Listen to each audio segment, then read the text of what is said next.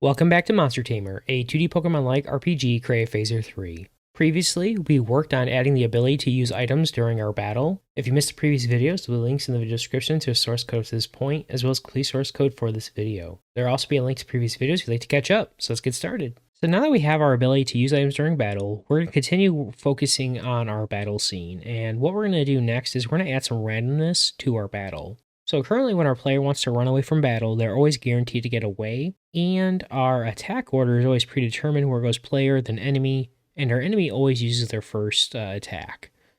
And so to make our game a little bit more fun, we can easily enhance this by just adding a simple random number and using that to determine if things are successful or not, or for choosing what happens. And so that's what we're going to do. We're going to enhance when our player wants to run away from battle. We're going to generate a random number, and if they're successful, they'll get away, and if not, we'll have our enemy attack us. Likewise, when we go to do the actual attacking, we'll have a random number determine who goes first, either the enemy or the player. Then later on, this could be enhanced by using stats on our monster to determine who gets to actually attack first by using something like speed. And so this is a good first step to make our battles a little bit more dynamic and more fun for the player. Alright, so before we get started, what we're going to do is let's go into our options, and what we're going to do is we're going to go ahead and set our text speed to fast, and we're going to go ahead and turn off our animations for our battle scene. And if we go ahead and close, that should save our settings, and then what we'll do is let's jump over to our preload scene, and let's launch our battle scene right from the get-go. So then this way, this is going to set us up so we can easily test our changes without having to wait. So the first thing we're going to focus on is we're going to add in our logic for allowing our player to actually flee from battle. So currently what we have in our scene is when we try to flee, we always say, hey, you failed to run away, and then the player gets to choose another option in their game. And so what we want to actually do is if they actually fail to run away, we would transition to the enemy's turn, and then they would be able to attack us. And if they were successful, we would go ahead and transition back to our world scene. And so to go ahead and do this, let's go ahead and jump over to our battle menu. And what we're going to want to do is we're going to want to add a new property to know if the player is actually trying to flee battle. And so let's go ahead and come up to the top of our class, and we'll go ahead and add in a new property, and we're just going to call this flee attempt. And we're going to go ahead and copy our type. This will be a Boolean. And then what we'll do is let's go ahead and add a getter for this. So after our item was used, we'll get is attempting to flee, and we'll return this flee attempt. And let's go ahead and copy our type. We'll go ahead and paste that. And then what we'll do is down in our show main battle menu, let's go ahead and set our default values. We'll do this, we'll do our flee attempt, and we'll go ahead and set it equal to false when we show our main battle. And then what we'll do is let's come into our constructor, and we'll go ahead and also set it there when we initialize our class. So now we have our new property. What we need to do next is we need to come down to where we actually choose our battle menu option. So if we come down to our handle player choose main battle option method, what we want to do is when we select the flee one, we want to go ahead and replace this logic here where we just update this to be true. And so what we'll do is we'll do our active battle menu. We'll go ahead and set it to battle flee. And then we're going to go ahead and update our new property. So we'll do this flee attempt. We'll set it equal to true. And then what we'll do is let's get rid of our to-do and our comment since we'll add this logic now. And now what's going to happen is when we choose this option, we're going to set this property. And then like we did with using our items back in our battle scene, we need to check for this property and then go ahead and handle it in our battle scene. So what we'll do is let's come to our battle scene.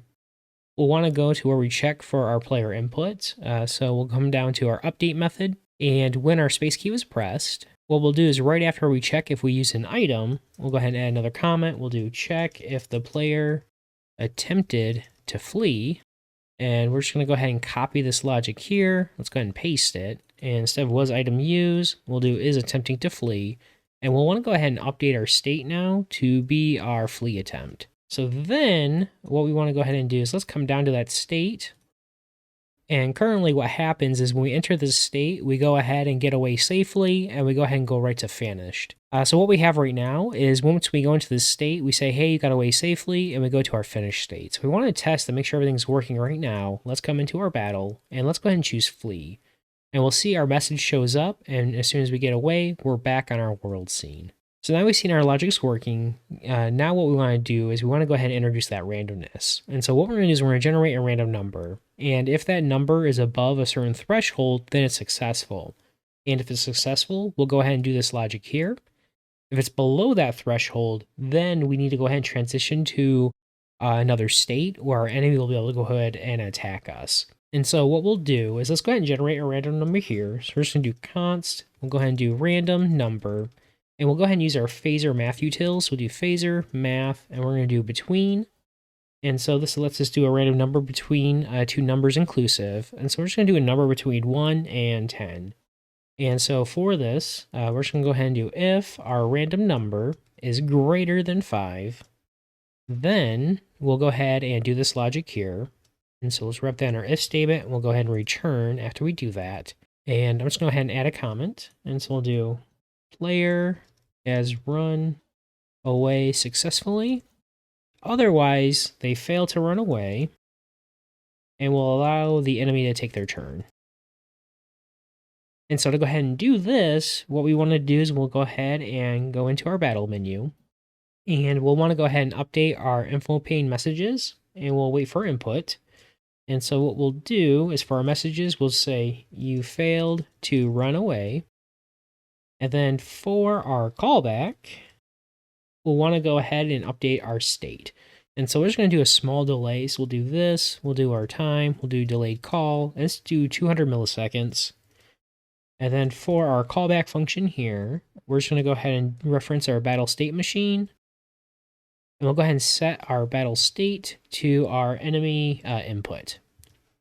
So one more thing we need to do for our state machine is if we fail to run away, we're going to go to our enemy input. And then what will happen is we're going to end up coming to our battle state. And what will happen is we need to add a check here to see if we were trying to flee. And if we end up reaching this state because we were trying to flee, we'll go ahead and let our enemy attack, similar like what we did when we did our use item. And so what I'm going to do is I'm just going to copy this here. Let's go ahead and paste it. And we're going to go ahead and change this to is attempting to flee. And then we'll go ahead and have our enemy attack because we failed. And so what should happen is right when we go ahead and choose flee, we should transition to this state here. And only if we fail will we go into our enemy input state. And because of that, then we need to go ahead and have our enemy attack us. All right, so if we go ahead and save, we should be able to test our changes. So if we come to our battle, let's go ahead and try to flee. And we'll see we get away safely, so we transition to our world scene. And now it might take a few tries, but let's go ahead and try to fail to run away. So now our random number was below our threshold. So we say, hey, we failed. And now the enemy's going to go ahead and attack. So our enemy quickly uses their attack, and we see we take our damage. And now we're right back to our state where we can choose another option. So if we try to flee again, we fail again. And we'll try one more time. And, oh, we keep failing, and we faint, so let's go ahead and try that again and see if we can get a failed, and then a success. All right, there we go ahead. We got a failed and a success, so we see our logic's working properly. So the next thing we're going to focus on is we're going to add the ability for our enemy to pick a random move from any of the moves they have available. And to do this, we're going to go ahead and enhance our enemy battle monster class to have a new method for choosing that random attack. And so what we'll do is let's go ahead and come into our enemy battle monster class. Let's come down to the bottom of our class and let's add a new public method. And so we're just going to call this pick random move. And for this, we just want to go ahead and return one of our random indexes of our attacks. And so we're just going to use phaser, we'll use our math, we'll go ahead and use between again. And so for our indexes, we want to do 0, and then we want to use the length of our array of our attacks -1. And so we're just going to reference our monster attacks, and we'll grab the length of that array, and we'll subtract 1. And then what this is going to do is going to guarantee that we're always going to select at least one of our attacks. So if we only have one attack, we'll always get the first one. If we have 4 attacks, it'll be one of the 4. And then real quick, I'm going to go ahead and just add in the JS type here, and so we return a number. All right, so now we have our new method. We need to go ahead and actually update our battle scene to use this logic. And so what we're going to go ahead and do is currently we want to go ahead and have an attack in our enemy attack method. What's happening right now is we're just automatically grabbing that first attack ID from our array. And what we'll actually want to do is we need to call our new method and pick one of our random attacks. And the perfect place for that is going to be in our enemy input battle state. So originally we had a to-do here for picking a random move, and so this is, we'll go ahead and add that logic. And so to do that, we actually need to go ahead and create a new property on our class to keep track of that index.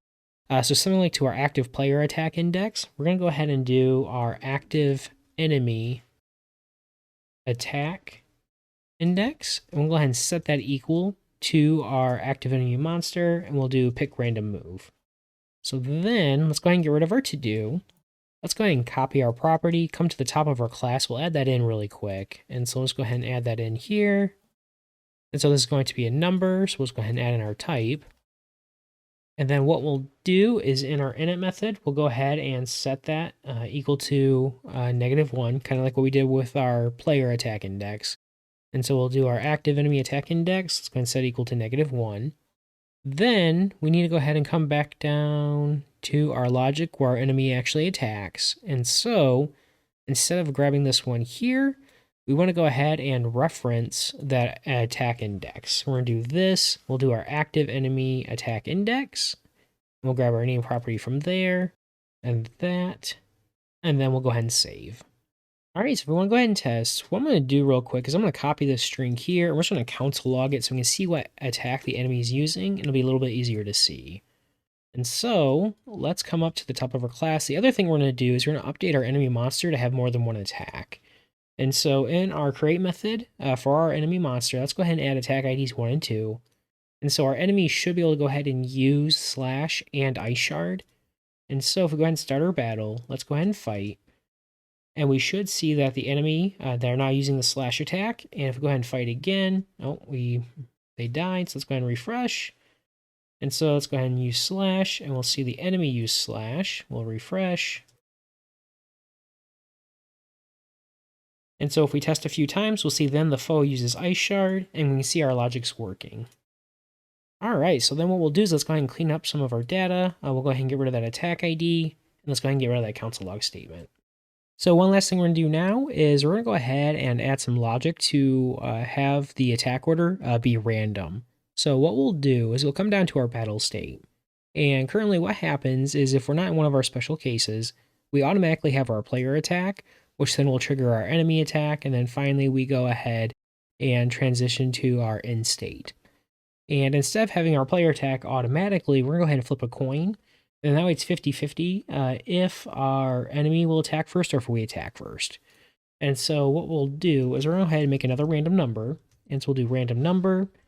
And we're just going to do a random number. We'll use phaser. We'll do math. Let's do between. And we'll just do between 0 and 1.